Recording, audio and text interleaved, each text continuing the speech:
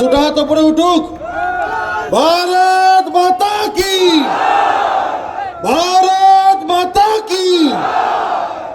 প্রথমেই যে কথাটা দিয়ে আমার সংক্ষিপ্ত বক্তব্য শুরু করব সেটা হচ্ছে, ভারতবর্ষে থাকতে গেলে ভারত মাকে প্রণাম করতে হবে।